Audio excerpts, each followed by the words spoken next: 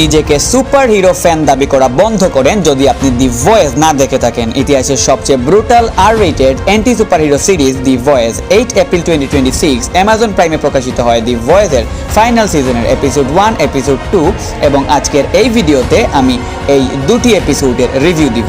Spoiler alert দিয়ে শুরু করি আমাদের আজকের video review of the voice season 5 এর পার্ট 1।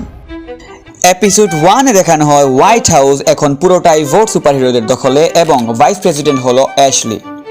এখন স্টারলাইটার্স হলো বিরোধী দল। এপিসোড 1 এর প্রথম 10 মিনিটের মধ্যে পুরো খেলা ঘুরিয়ে দেয় আমাদের স্টারলাইট। হোমল্যান্ডারকে এত বড় একটা ধাক্কা দেয় যে বড় সড়ো এই ধাক্কা সহ্য করতে না পেরে হোমল্যান্ডার দি ভয়েসকে পুরোপুরি শেষ করার মিশনে নেমে পড়ে। হিউই ক্যাম্বেল, ফ্রেঞ্চি এবং মাদার স্মিথ এখন ভোটের জেলখানায় বন্দী এবং তাদের জেলখানা থেকে বের করার জন্য আবার একত্রিত হয় দি ভয়েসের টিম, যাদের মধ্যে থাকে leader William Butcher, Kimiko, starlight এবং নিউ একজন সুপকে এখানে দেখানো হয় যার নাম হলো ওয়ার্ম এবং যার পাওয়ার হলো সে মুখ দিয়ে মাটি খুঁড়তে পারে। এ ট্রেন এখন পুরোপুরি দি ভয়েসের সাপোর্টে।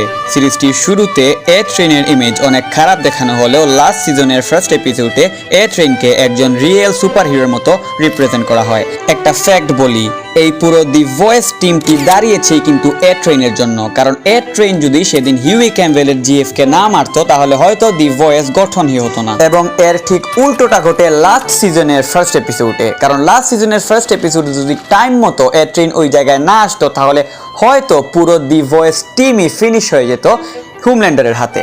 অর্থাৎ ফার্স্ট সিজনের ফার্স্ট এপিসোডে যে মানুষটা একজন মানুষকে মেরে এই সিরিজটি শুরু করেছিল, লাস্ট সিজনের ফার্স্ট এপিসোডে ওই মানুষটাই দি ভয়েস টিমকেই বাঁচিয়ে দেয়। এবং এ ট্রেনের পাওয়ার এই এপিসোড 1 এ পুরোপুরি একদম নিখুঁতভাবে প্রকাশ করা হয় এবং এই এপিসোডে তার পরিণতি কি হয় সেটি আসলে লাস্টে একটা বড়সড় টুইস্ট বা ক্লাইম্যাক্স এই এপিসোডের।